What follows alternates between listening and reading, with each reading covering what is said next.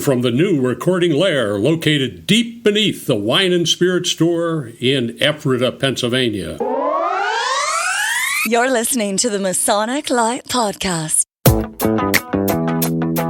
Studio 665 presents Masonic Light Podcast. This show is recorded by Masons, for Masons, and is for entertainment purposes only. And please, no wagering. This podcast is not endorsed by any Grand Lodge, and the ridiculous ramblings of the hosts are their own. And now, here's your host.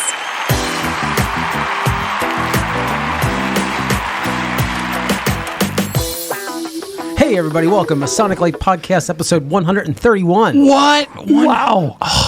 131. So, that's a lot. Jack, what are the 7 liberal arts?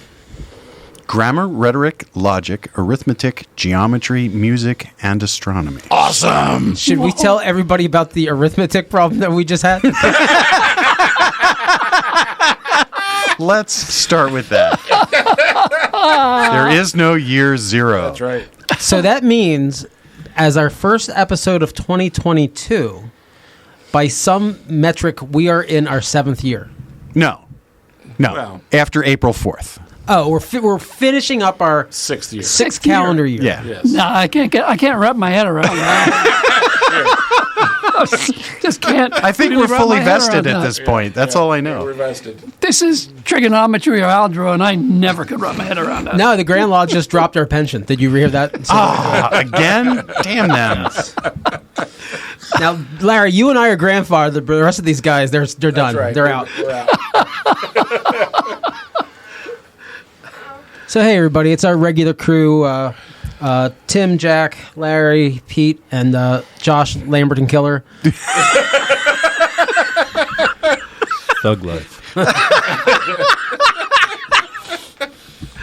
So, our guests all bailed on us tonight. Let's blame it on the weather. Because it was a beautiful day? Correct. Got it. They're out golfing. I got it. So, Tim, we're going to save you for last so you can boot up your computer. Actually, I forgot my computer at home. Jack, what have you been up to Masonically or otherwise the past couple weeks? The usual Masonic education that I do with the candidates, and that's always fun. They seem to be getting something out of it. But last night was our state of meeting.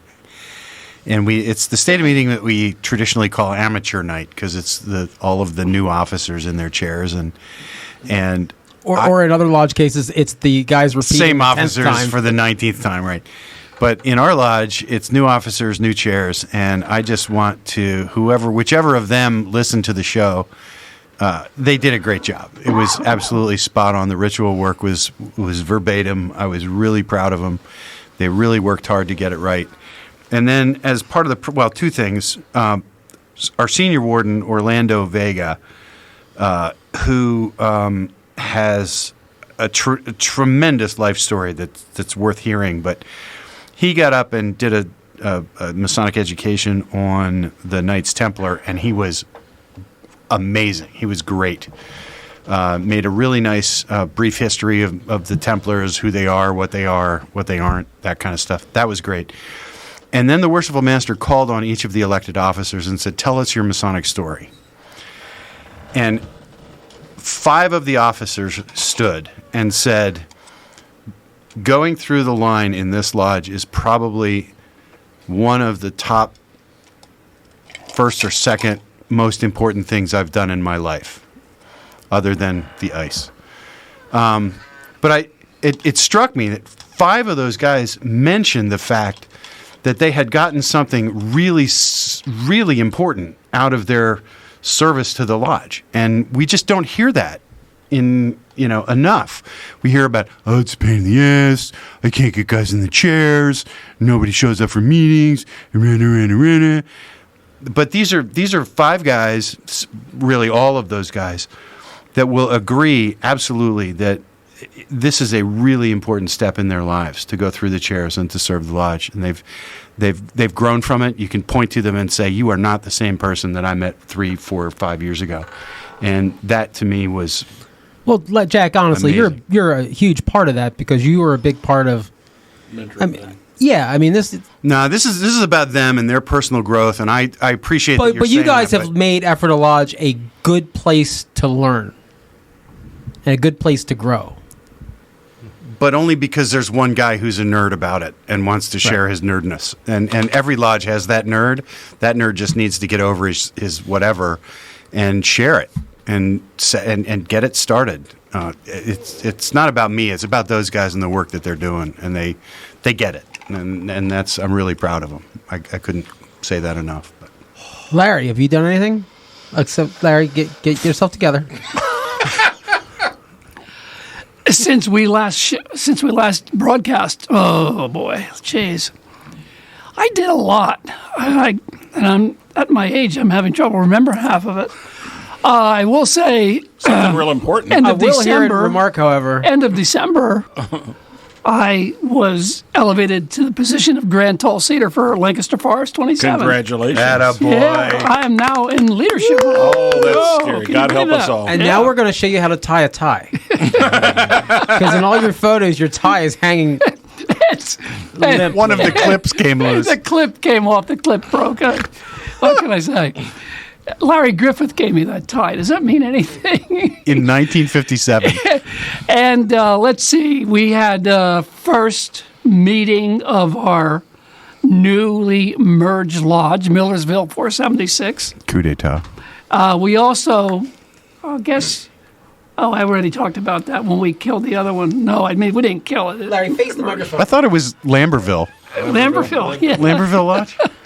And there are probably a bunch of other things beside Goose and Gridiron, other things I've been involved in. So it's been busy.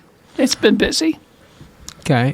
So, yeah, we had our Tall Cedar meeting. I thought that actually went very well. We you have people that can read. Ouch. By the way, Larry, I'm giving you notice. Doing timely notice that for this month's meeting, you will need to find someone to take payments that night, because our Tall Cedar meetings fall on the same night as the Valley of Reading, and we have 4 meetings a year. And as I'm climbing that officer line, they kind of want me to sell my soul to the Scottish Rite, and I have to show up. So let's see what else. Oh, and the new lodge. I'm really becoming the grumpy past master. Thank you, Pete. That didn't take long. That didn't take long. Yes, but I mean well. But look, everybody. Don't they all? I mean well. Everybody's heart's in the right place. Everybody's heart's in the right place. I'm just trying to guide them without being mean or losing my mind, and I'm failing at both of those. Yeah. But a cool thing I did, so my cousin Becky, my family is a big Italian family, so I'm the first and only Mason that I know of in my family. Well, my cousin's husband is joining Millersville Lodge, and he is a retired high school superintendent, so he's got a doctorate, he's super smart, and he's Metagon, which for you guys, that is what us Italian people call you people. So he wanted to be a Mason. So I got to guide him through his fellowcraft degree last week, and it was kind of cool. It actually meant something to me because I see all these people that are like 4th, 5th, 20th generation Masons or guiding their sons through. And it's the closest thing I'm going to have because I don't have kids, so... I walked my 70-year-old cousin through the degree, but it was kind of cool. Brother Josh. Well, I pretty much just attended the first meeting with you guys of Millersville Lodge number 476, and I installed Larry Hudson as worshipful master, and just looking forward to joining the grumpy past master area of the. It was so sitting. nice seeing you and Pete sitting in the back row there. I haven't seen that in ever. ever. I am so It's proud. because I never sat on the sidelines before. But it's But it proud looked that good. Look good. the most recent Grumpy Past Master and me, an established Grumpy Past Master, we sat grumpy at the end all by ourselves while all you guys were hugging. Oh. You guys were all hugging during the Corona, and we're like, nope, we're not getting anywhere near you guys. Timmy. All right, so I attended the annual communication of the Grand Lodge of Pennsylvania. Got to see Right Worshipful Grand Master Jeff Wonderling installed. Was that in Pittsburgh? I was in Pittsburgh. Did you get French fries on your sandwich? No, No, okay. That's what they do there. I know. I didn't really get to eat outside. They do that the here hotel. now, too. Yeah. That was a lot of fun. The Cigar Lodge met at least once daily, and on one of the days, I think we met 3 times during the day, which was a lot of fun. And apparently, it was at least a quasi super spreader event because our outgoing master, our incoming master, our current senior warden, all got COVID within days of coming back. And so they were all in the same car going and coming. So whether they took it and spread it or brought it back from there. They were hugging and shaking hands with 150 Well, no, we people. walked into the big room and you walked in on one of the sides. And I told him, I said, let's go to the other side because everybody's going to want to sit near this door. And I was right. One side of the auditorium was 98% capacity. The other side was 40% capacity. And we were very comfortable over on the other side. Social distancing. Exactly.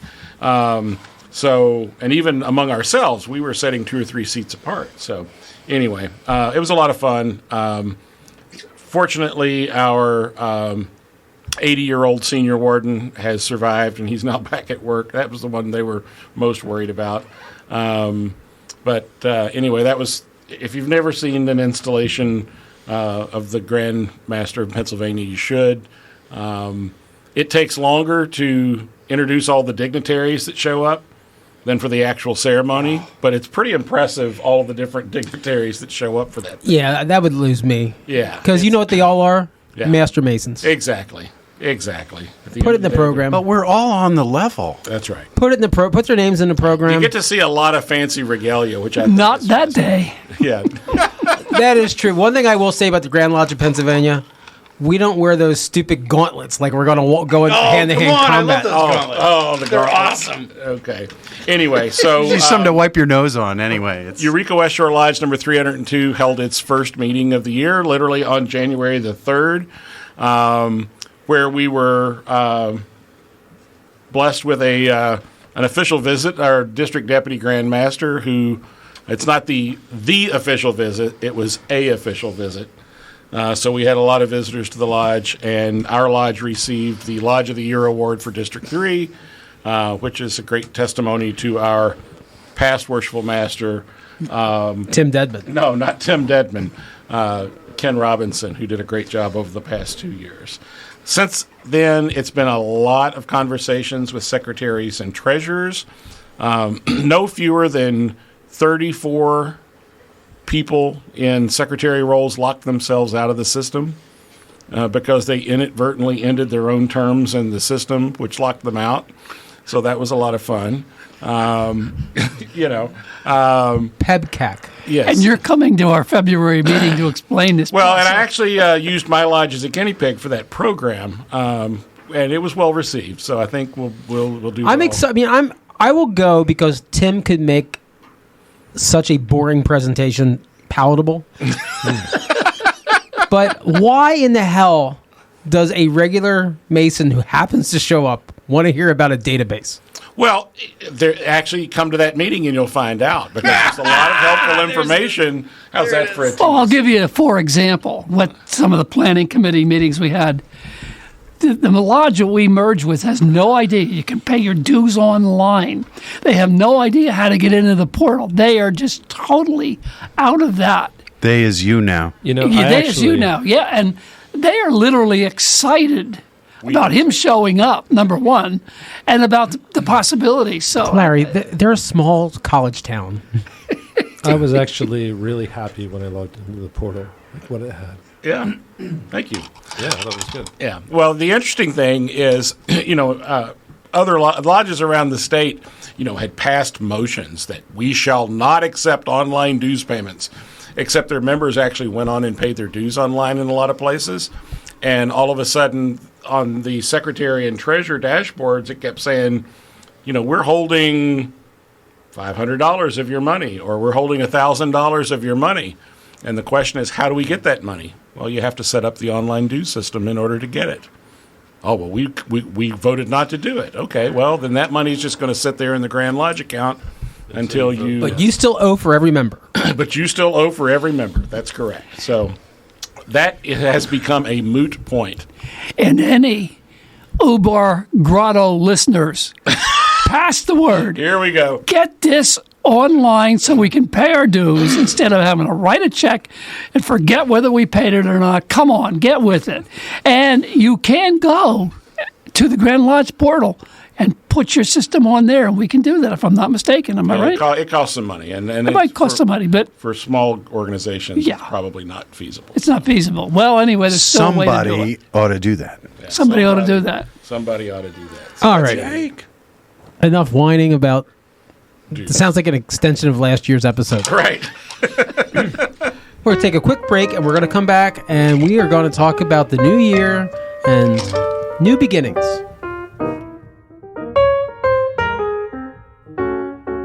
Why choose George J. Grove & Sons for your next home improvement project?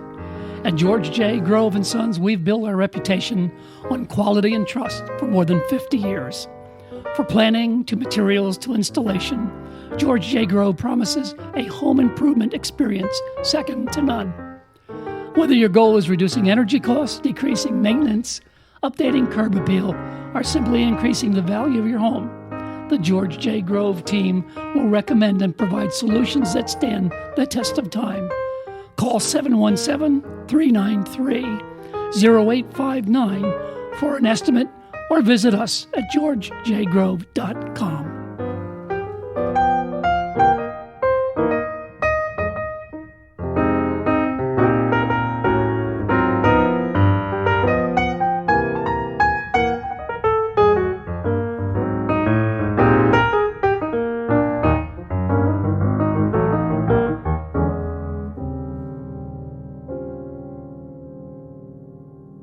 And we're back, everybody.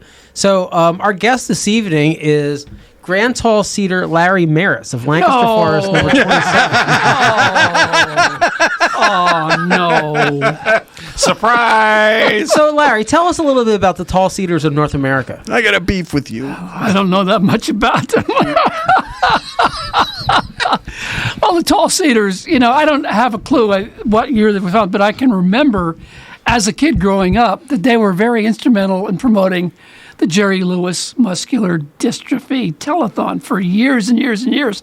And I do know they raised literally millions and millions of dollars. I think about $34 million over about a 50-year period. The largest non-corporate donor. Yeah. And why is that? Why? What do you mean, why is that? Why did they donate to muscular dystrophy? Well, they just... like Jerry Lewis, apparently. I have no freaking idea. What do you expect? So that's not their charity that they focus on? Well, that is their charity they focus so on. I was trying to softball you. I thought you were trying to find out why they made that decision 65 years ago. I was like, I don't know. Was there a past Grand Tall Cedar who had a special needs child? Am I missing something? No, I was trying to tee up a softball to Larry to say, I don't even think our history goes into that depth. I have no clue. No clue. Second level. But that's pretty much what we do. And as times change and the telethon really is streamed now instead of being on television, things have changed. And I think our outlook on supporting charity, we're still supporting MDA, of course, but we're starting to look at doing other things in support of it. Yeah, so, I mean, basically, with the main charity is the Tall Cedar Foundation, which provides research into neuromuscular diseases. However, there's other things that we're finding out that are extremely important to us, to these families.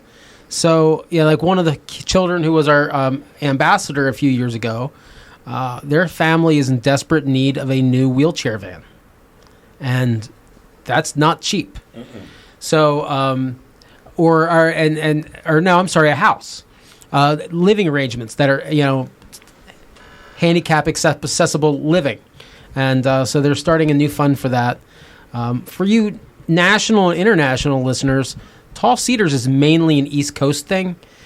There are some chat forests, like our Supreme Tall Cedar this year is from Kansas, but it's pretty much like a little oasis out there. They got trees in Kansas? Got trees out there? They at Home Depot. They meet at the Home Depot in the garden department. That's where you get the firewood wrapped. Yeah. But, in many ways, the meetings kind of mirror, like Grotto is big in the Midwest. Mm-hmm. Tall Cedars are big on the East Coast. And now they're starting to all cross over a little bit. One of the unique things that I found, and my wife found, we include wives at our dinner meetings and our social meetings. They're part of the process. Now, they're not a member of our organization in any way, but they're really in spirit a part of it, and they love going to the dinners. Social wise, it's great. Every member of Tall Cedars basically is taking his wife or his girlfriend or his buddy, his companion, whatever you want to call it. Both. Yeah, it doesn't matter. and I don't have a problem with that. And that's what's real. That really makes it strong. I mean, we go to events. The wives are there. Matter of fact, my wife is kind of outspoken, should I say? And particular? Yeah, she does mention where she feels that women could probably manage and run our organization a little bit better than we men can.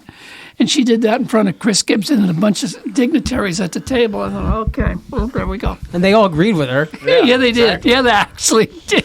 I said the very thing yesterday at our lodge meeting. For our social stuff, we absolutely should have the ladies planning that stuff. Yeah, absolutely. Because they run our social schedules anyway for the most part. So, they know how to do it. They could, yeah, absolutely. And I think, too, it's one of the only Masonic organizations that we have belonged to where collectively the wives are very much a participant in being at those meetings. And the other thing is, all of our meetings are open.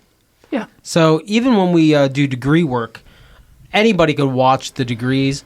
Now, we only take the candidates into the back room for the secret work, for passwords and things like that, handshakes. But you can come out to any of the Tall Cedars events and not be forced to join. Right. In fact, we actually do a very poor job of putting the hard sell on people because we really want you to feel welcome just to come. Mm-hmm. So it's a good organization. I've belonged a number of years. And Tim, are you in a Cedar yet? I am not. What's going on with that?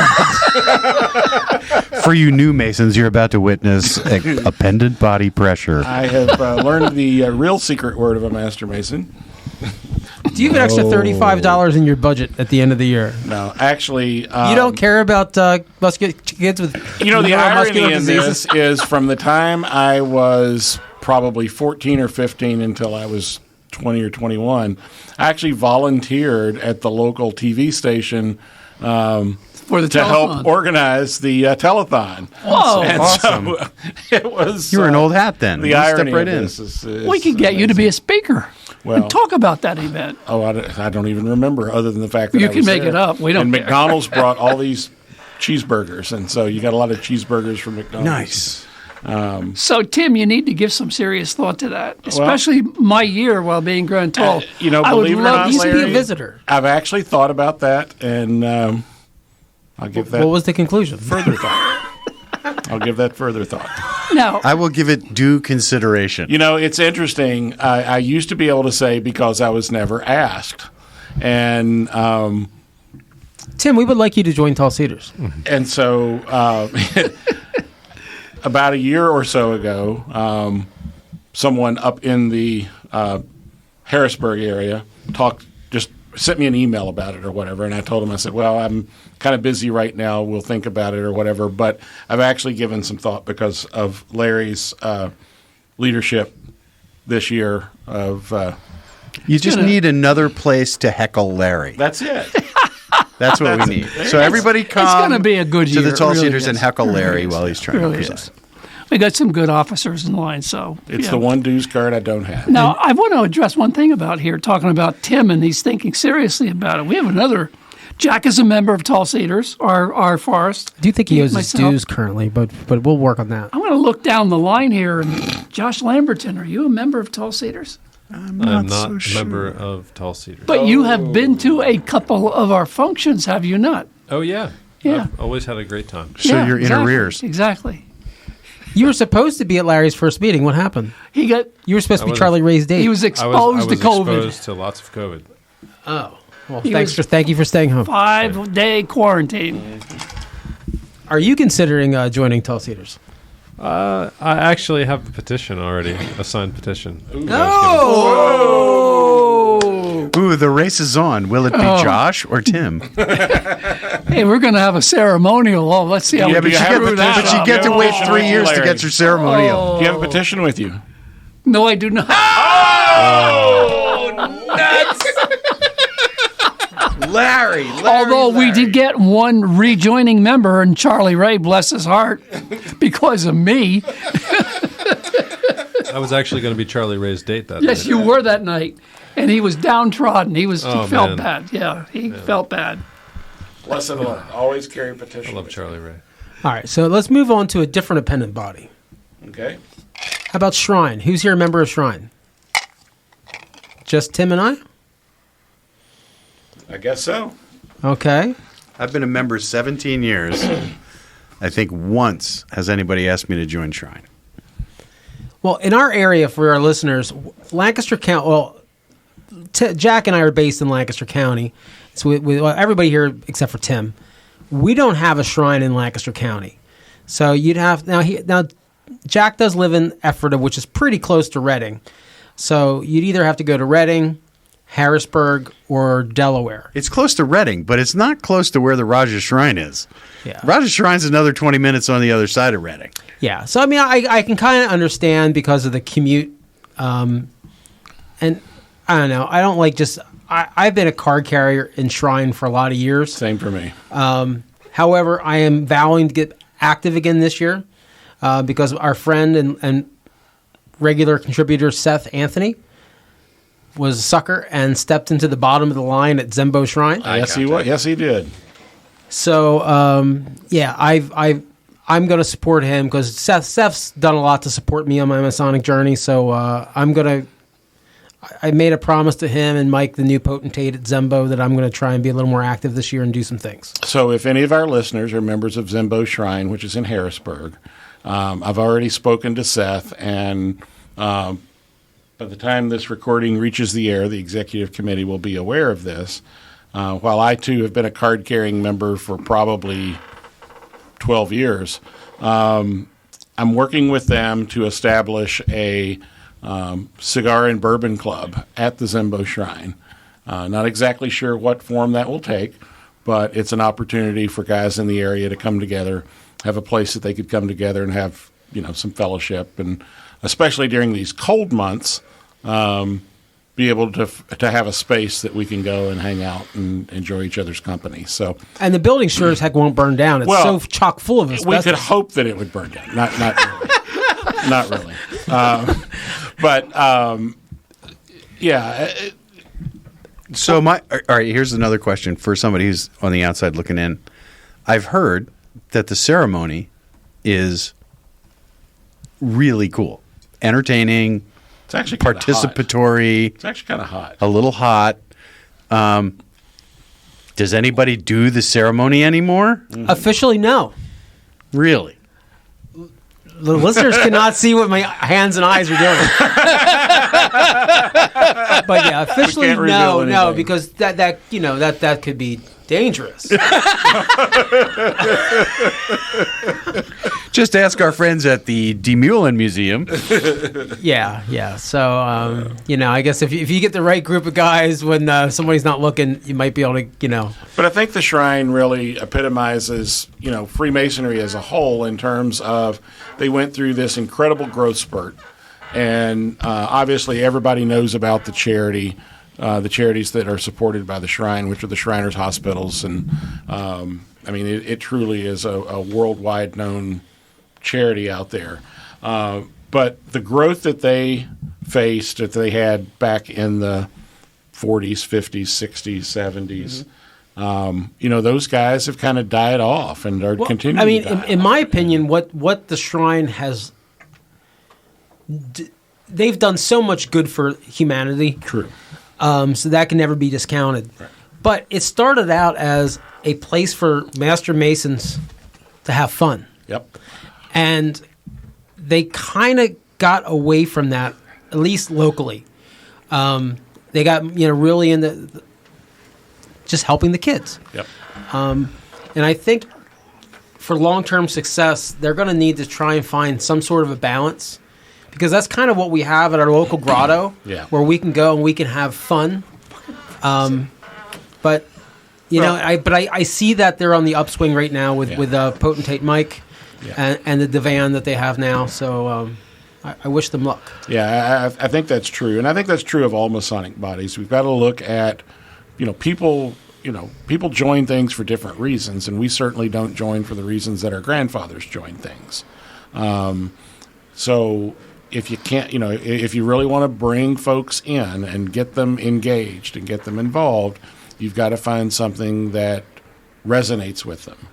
And, for me, you've heard me on this podcast numerous times talk about the fellowship of the Cigar Lodge, things like that, and it can be anything. Find your own niche. Well, I mean, that's what for years when they had huge membership, they had hundreds and hundreds of units. Yeah. If you were into Corvettes, there was a Corvette unit. If you were into RVs, there was an RV. So they had things that like-minded people wanted to do together. Yes. But now, as the membership's aging and the numbers are dropping, those clubs have gone we away. need, maybe, I don't know, what's something new people are into?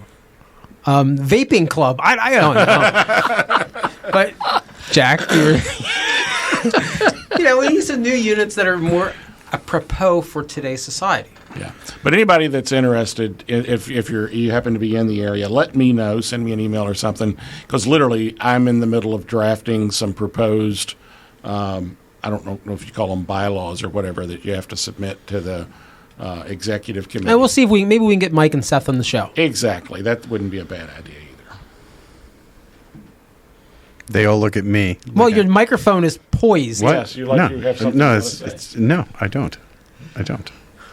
All right. Next, Grotto. Jack, we'll let you have Grotto. Oh, geez. Why? What do I want to do with Grotto? We're just talking about a pendant body. So, for uninitiated, give kind of like a high level what Grotto's So they about. used to call Grotto the poor man's shrine, because back in the day you had to be a member of 11 different bodies in order to get to shrine. And Grotto, any Blue Lodge Mason or Master Mason is entitled to join Grotto. So you can call it the playground of Freemasonry. You can call it the sandbox. You can call it the cat box. You can call it whatever you want. It's just a place to go and relax and to not have to put up with the formality, at least in the grotto that I know, because every grotto is different. And depending on where you are around the country, you can go to some grottos that are like Tuxedo Tales, white glove meetings. And there's other grottos that I've been to that are more like Tall Cedars. That Right. their ladies are present. So dinner meeting, Yeah. nothing really Hatterson. In the grottos around here, it's a way more informal. It's blue jeans and some sort of golf shirt or something with grotto logo on it or whatever is the appropriate attire. But there's usually some gathering time, maybe a meal, a presentation from somebody about something. It's just really a chance to get together with your brothers and hang out and not have the formality driven down your throat that you have to hold your hands this way when you say a prayer, and you have to stand this way, and you have to, all that is just not worried about at a grotto meeting. So it's a good time. You're not going to learn the secrets of the universe, and we don't get to polish the Grail every other Tuesday, but it's fun. But it's for the kids. It's for the Kids. The Humanitarian Foundation, the sign's right behind you. Right. Mainly dental care for children with special needs. Yes. which I think needs to be broadened, but that's my personal opinion. Yeah. Is that it for the fun bodies of Freemasonry? The legal official ones? So you get into corks and things like that. Well, that's but all. I have one of my favorite body, quite frankly, is AMD. What's her name? Is AMD. Oh, AMD. I know her. Yeah. You have to be a member of the York Rite, at least in chapter. Right. And but it is truly become my favorite body for a number of reasons. Number one, we have some fun there, but it's also a learning opportunity because there are presentations of. It's more than just your tired old presentations that you might see in another appendant body or whatever. People actually have done research on them and so on. And again, AMD councils differ from body to body. I'll be about to say the same thing. I'll be the devil's advocate here, though, and I am a member, and I love it. But when you get into any of the invite-only bodies, there's a certain level of butthurt that happens because just like whether it be anything from the ultimate and last and final degree of Freemasonry or AMD or anything else, it's like you don't ask because then you'll make sure you never. If you ask about it, you'll never be asked. That's right. Because a lot of the old guys, that's their mentality on that. Yeah. So these things are having.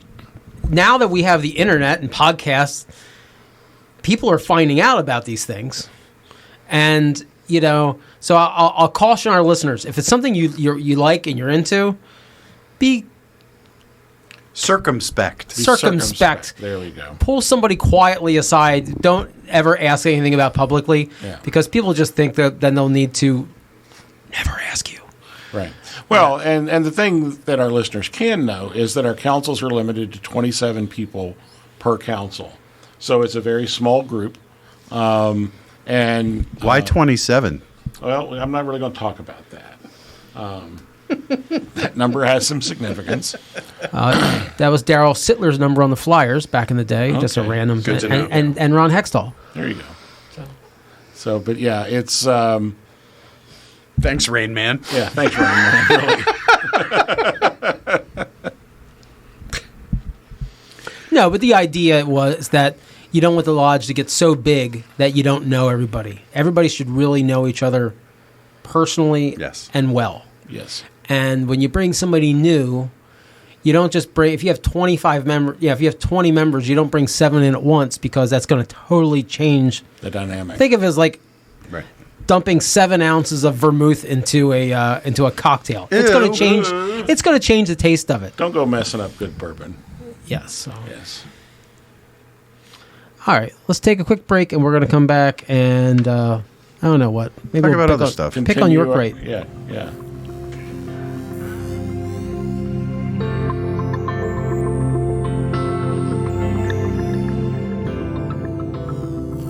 As far back as the mid-1800s, records exist describing the pre-meeting tradition of brethren smoking cigars during and after gatherings.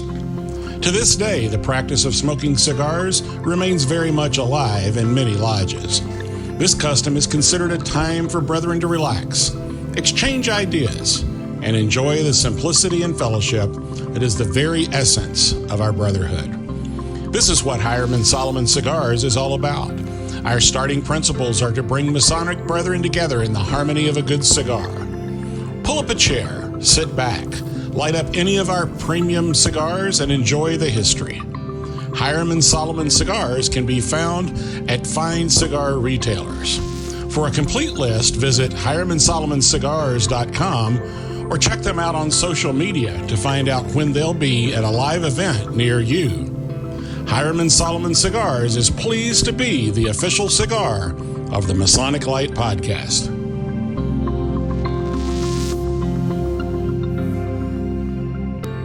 And we're back. We have talked about a number of appendant bodies thus far. And so let's talk about some of the York Rite bodies that are... Ah, geez. Honestly, I think I'll speak as a past thrice illustrious master of council. The degrees are beautiful. Yes. And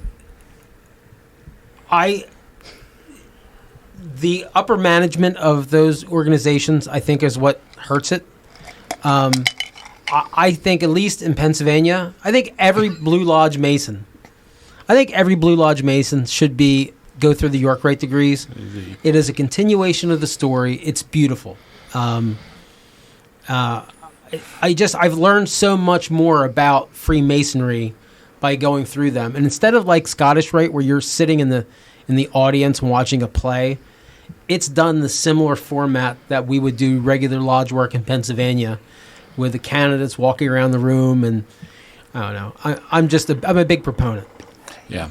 Well, and we kind of touched on this last month when we were airing grievances and so on. But I think for me, some of the York Rite bodies epitomize some of the challenges that we face in Freemasonry.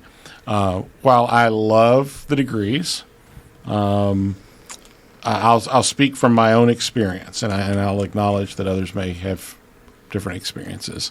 In chapter, we're down to about 67 members in our chapter. 13 of them still owe dues.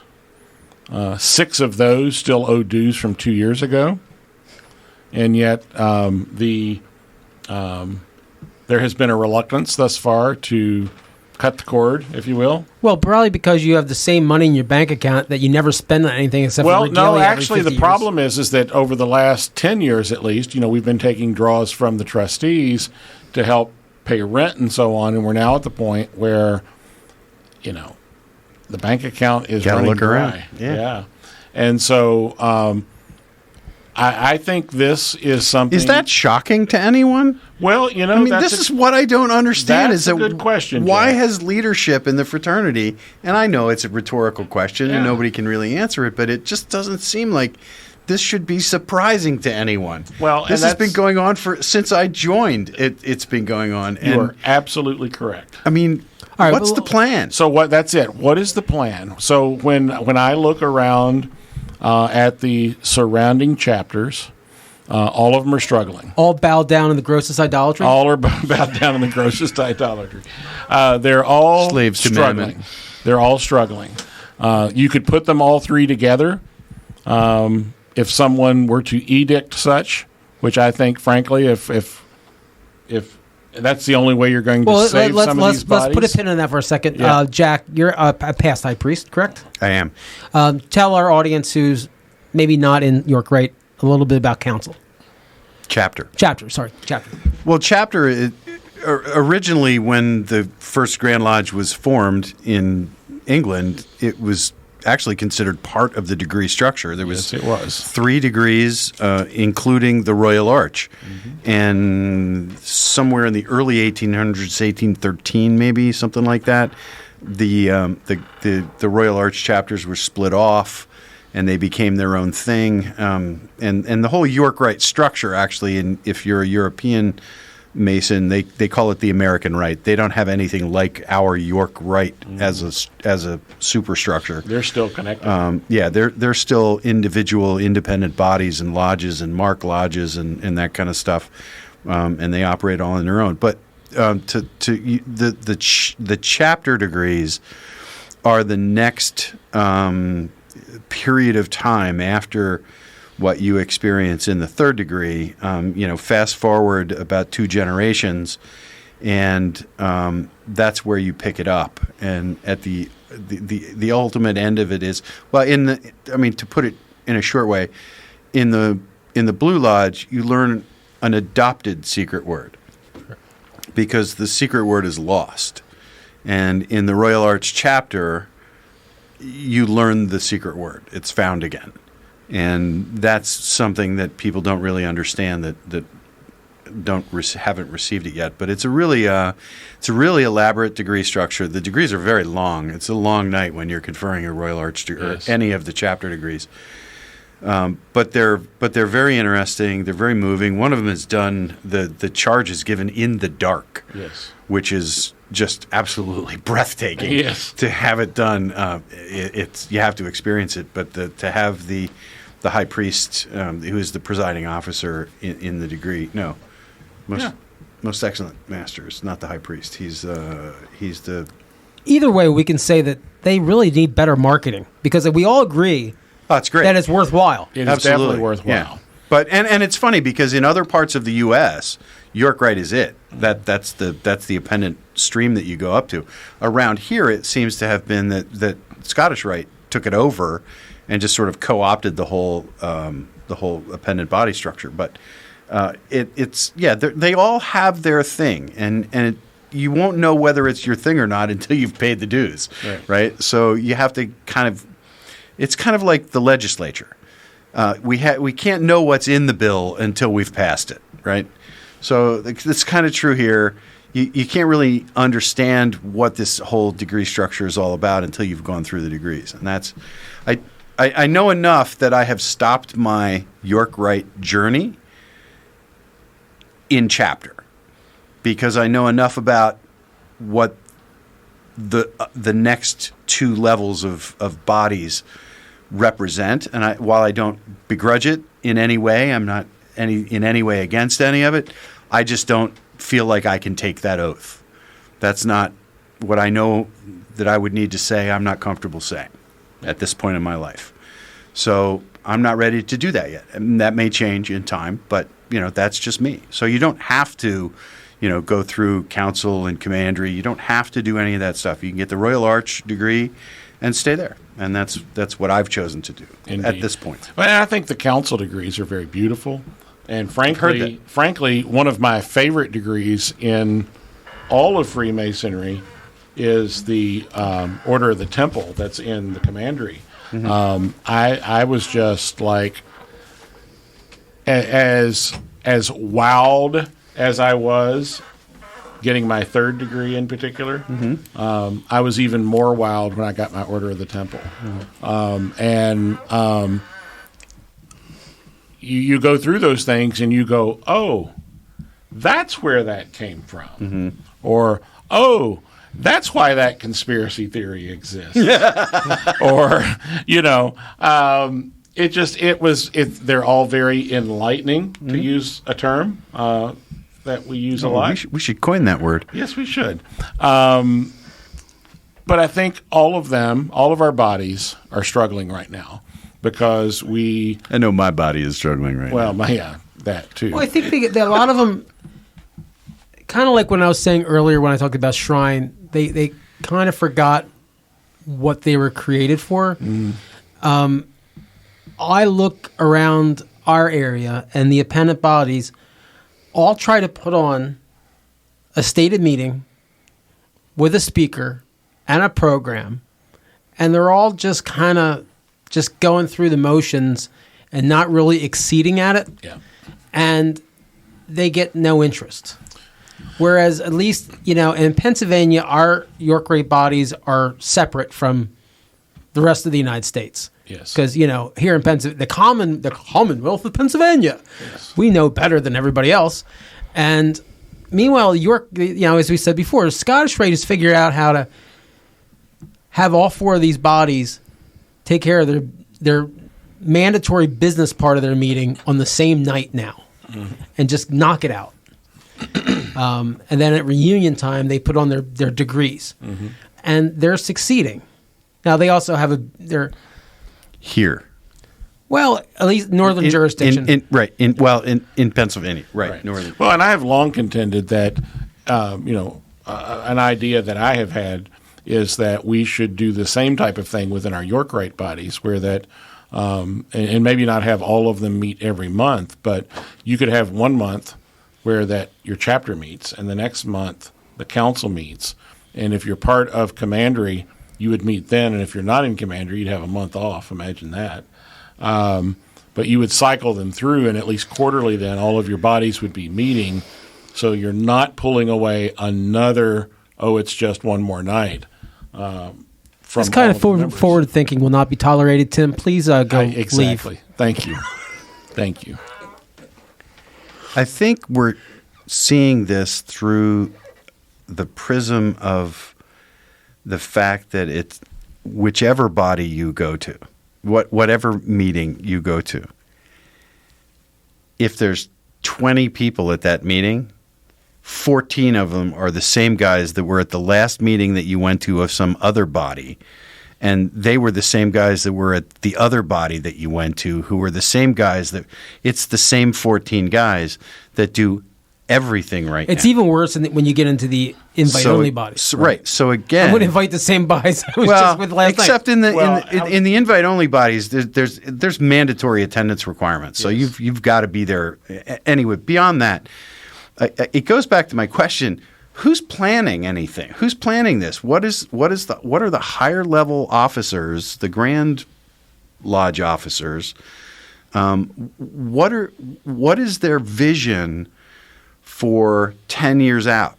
What is, I think that's why, at least in Scottish Rite, you take the Sovereign Grand Commander is a 10-year term. Right. And, maybe that's something that's a long enough horizon where you can have a vision and implement the strategies to get you to the goal.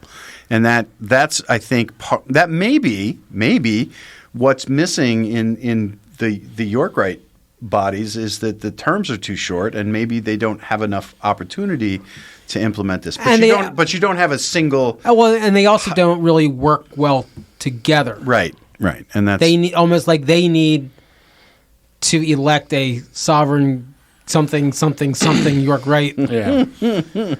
Oh well. Yeah. Can't you imagine that catfight happening? Holy moly!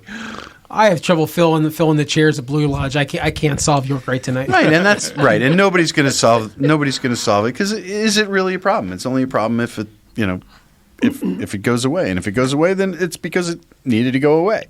So I don't know. There's no really good answer to this thing. It's just I wish that I felt like somebody had a plan. I felt like I wish somebody was at the wheel. Yeah, and I don't think there is. Yeah. Except the Illuminati.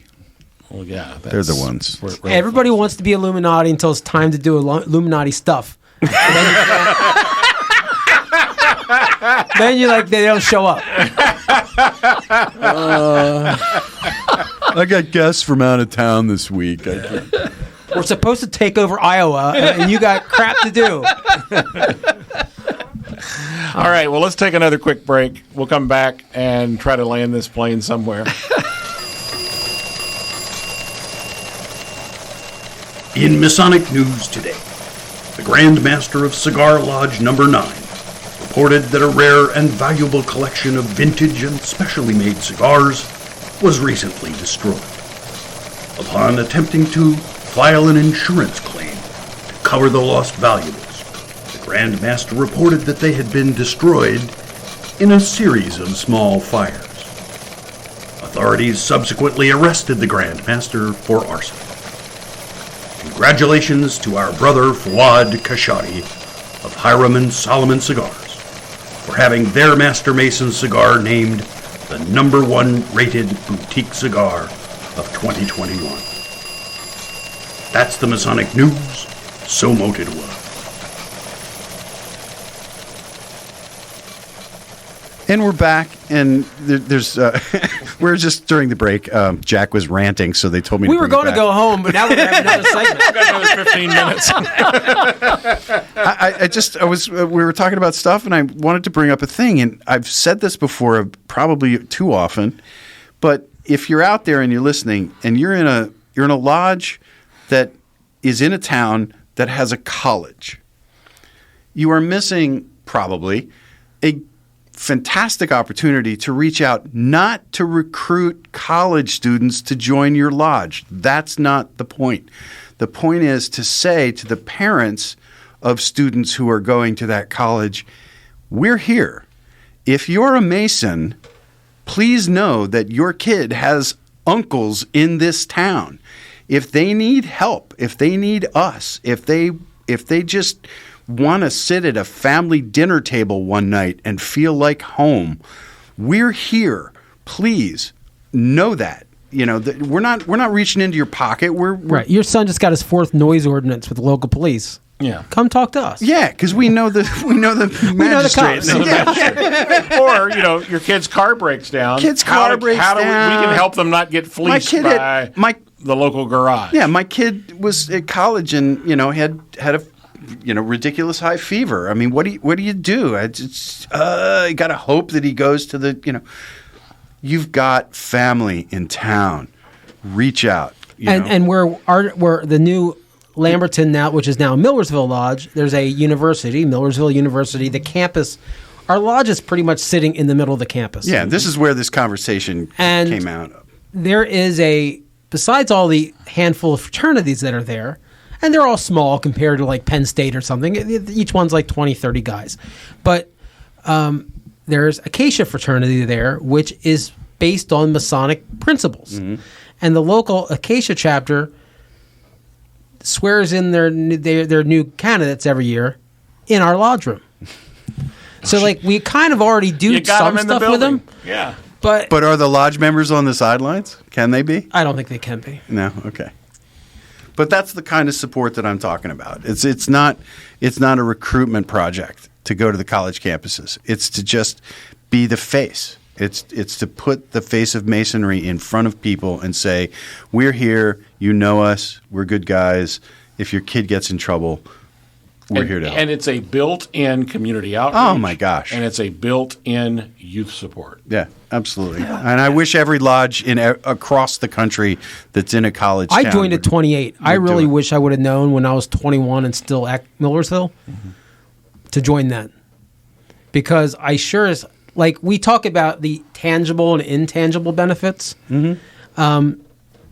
But, like, if I had guys that I considered friends and I'm just graduating and I needed a job, I really would have had a leg up on all my college friends. Absolutely. Because I would have guys that are not just my dad's friends, that are, like, now my friends, that might own a business or might be able to refer me to someone... Yeah, at least a warm introduction to somebody. Absolutely, absolutely, and that's if there's a PR opportunity, that's it. And we're just taking a called strike 3 on that one. All right, that's enough whining for tonight. Good stuff. All right, well let's wrap this up. Jack, what do you got coming up in the next couple of weeks? I don't know. I got to get up to see my new grandbaby at some point. Yeah, congratulations. Yeah, he's awesome. He's my third, and we're excited about that. And mom and dad are doing well. And the kid, I mean, from all the little video clips we're seeing, he's a pretty chill kid. So I'm liking that. Very good. Larry, how about you? Other than struggling to get our guests confirmed for the 26th of January, Goose and Gridiron, which I'm not going to for the next couple of weeks, but they're still going to do it. Not a whole lot. Okay. When's your next stated meeting? Next stated meeting would be First Tuesday. First Tuesday. Is that the first? And we have a special guest that night. It's going to be great. It's going to be great. There's a great guest. Yeah, Tim Dedman is coming from Eureka West Shore. I know that guy. To talk about the new computer system at Grand Lodge. Oh, Lord. Oh, that's going to put him to sleep. So exciting. And Larry, tell us about your guest for the February Tall Cedars meeting. Oh, that would be the illustrious You really are holding his hand through this, Brian aren't you? Hill, who will be our guest speaker. And the whole idea is we're celebrating Robert Burns' birthday because he was born in January meeting. January meeting. Yeah. We're celebrating his Robert Burns' birthday. They'll be coming in kilts. I understand we're going to have a bagpiper. So this is all. We don't have a haggis, but we're going to have a roast beef. No, meatloaf. Meatloaf. It's closest to haggis we can get. Well, I understand Jack is not the only new grandparent or grandparent to be. Pete? I understand you're going to be a grandparent. So you guys, we mentioned a couple times that I foster dogs. And, I cannot believe how oblivious I was. We got this foster dog who was picked up on the streets of Philadelphia, and I picked her up from the vet. And, my goal was to get her medicated on doxycycline for a month until we could get her heartworm treatment. And I noticed back then that she had some developed nipples, and I assumed she was in heat previously, or maybe she had a litter of puppies before. She was really skinny too, and I kind of didn't really notice a little bit of a weight gain on her. Took her to the vet to get the heartworm treatment, and the vet goes, well, we can't do the heartworm treatment because this dog's pregnant. And she's going to have puppies in 2 weeks. Oh, boy. So we're getting our house ready to. So our little female Doberman. We don't know whether she got pregnant before she ran away, or if she got caught by some ne'er-do-well in the streets of Philadelphia. That slut. So it's mystery puppies will be coming out, but it'll be awesome. My wife and I are both into it because we don't have kids, so we're just gonna pretend to enjoy the whole process. And so yeah, I'll tell you, I'll post plenty of pictures when these mystery dogs come out. And you guys can all the bet DNA on what. test on them to find out. You are the father. I was going there. Damn it, you beat me. And before anybody says they want a dog, let me just tell you, as a seasoned rescue person, no. Yeah, we really are going to... I'm going to make a stereotype here. I'm going to assume the father of these dogs is a pit bull. Mm-hmm. If it's a dog that's half pit bull, half Doberman, we really want to have experienced owners that are going to train, that are going to really pay attention and train these dogs, because the worst thing any rescue wants is to get back a 1.5 old juvenile, untrained, crazy Doberman pit bull mix. So we're going to find experienced owners that have had willful dogs like Dobermans and Shepherds and Pitties before, because they're beautiful dogs and they make great pets if you raise them right. If you raise them wrong, I'm not turning 8 little weapons out in central Pennsylvania. Read about them on the news. No. Josh, how about you? I really don't have too much coming up. I'm just going to be going to our next stated meeting. I might be going to the board meeting. I'm not sure if I can make it yet, though, for the Lancaster Masonic Center. Got about that. But yeah, other than that, not really too much going on. All right. Well, can all the Lamberton guys sit in the back with sunglasses on and not talk? They can do whatever. I bet they can't. I bet 1,000 to 1 they cannot. Kazoos? Can we all play with our kazoos? So one thing we'll all be involved with, I believe, is Uber Grotto is going to be meeting before we record next time. We've got that coming up. Is there a speaker? Is there any reason to go? Yes, I believe there is something. Jack, do you have any insight on this? Green. I saw string beans on the menu. That's all Are I there saw. string beans?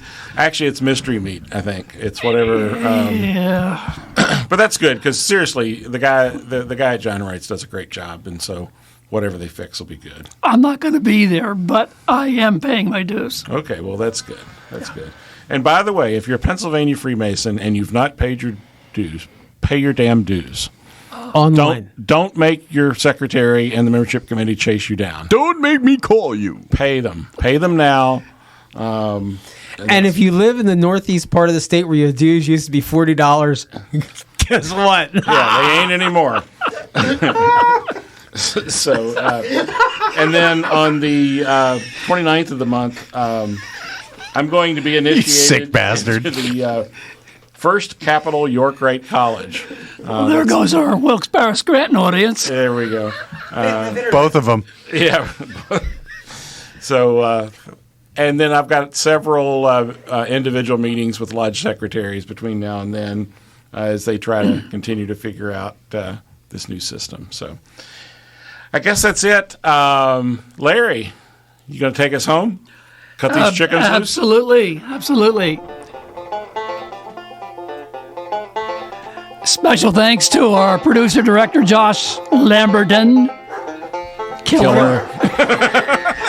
Also, special thanks to Jack Harley, our news director, Tim Dedman, our marketing director, Michelle Snyder, and Doug Maddenford, our contributors to Masonic Light Podcast.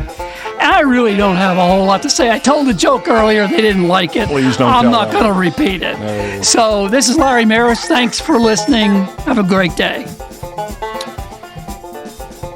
Good night, everyone. Bye, everybody. Bye-bye. Good night, everyone. Wasn't bad at all. Larry, did I tell you the joke about the kid that found the